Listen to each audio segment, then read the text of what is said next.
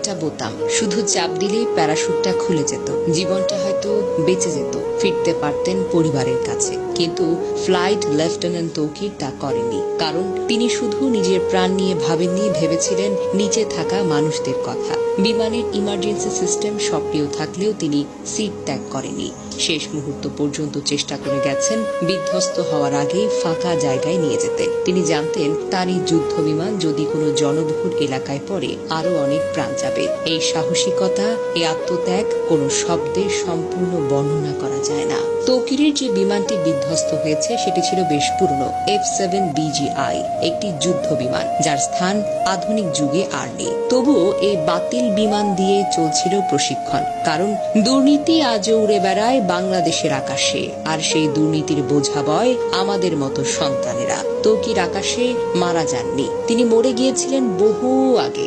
যেদিন বাজেট চুরি হয়েছিল, যেদিন সিদ্ধান্ত হয়েছিল 1970 দশকের বাতিল যুদ্ধ বিমান দিয়েই হবে প্রশিক্ষণ, এই সিস্টেম তাকে দেয়নি কিছুই, না দিয়েছে সুরক্ষা, না দিয়েছে বিকল্প, না দিয়েছে আধুনিক কোনো যন্ত্রপাতি। তাকে দিয়ে গেছে কেবল ঝুঁকি, মরিচা ধরা লোহা আর নিশ্চিত মৃত্যু। তবুও তিনি পিছু হটেননি। দেশ, দায়িত্ব আর মানুষ, এসবের কাছে নিজের প্রাণকেও তুচ্ছ মনে করেছিলেন। উত্তরার আকাশে ফ্লাইট লেফটেন্যান্ট তৌকির একা মারা যাননি। এই ভয়াবহ দুর্ঘটনায় আরো অনেক প্রাণ ঝরে গেছে। আমরা গভীরভাবে শোকাহত। শহীদ তৌকির সহ সকল নিহতের আত্মার মাগফিরাত আমরা কামনা করি। আহতদের জন্য দোয়া করি, আল্লাহ যেন তাদের দ্রুত আরোগ্য দান করেন। আমাদের একটাই প্রার্থনা, আর যেন কোনো তরুণ তৌকিরকে একটা মরিচে ধরা যুদ্ধ বিমানের সঙ্গে জীবন বিসর্জন দিতে না হয়।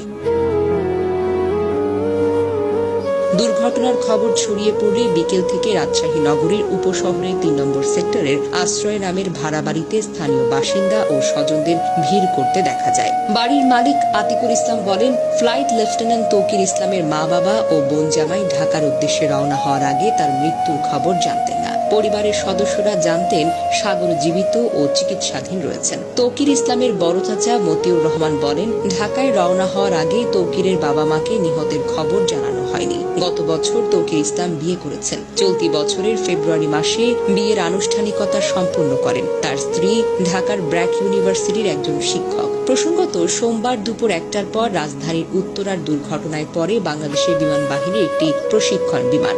বিমানটি উত্তরার মাইলস্টোন স্কুল অ্যান্ড কলেজের একটি ভবনে গিয়ে পড়ে যায় এবং বিধ্বস্ত হয়। সঙ্গে সঙ্গে বিমান ও স্কুল ভবনটিতে আগুন ধরে যায়। যে ভবনে এটি বিধ্বস্ত হয় সেখানে বহু স্কুল পর্যায়ের শিক্ষার্থী ছিল, যাদের বেশিরভাগই হতাহত হয়েছে। দুর্ঘটনার পরপর উদ্ধার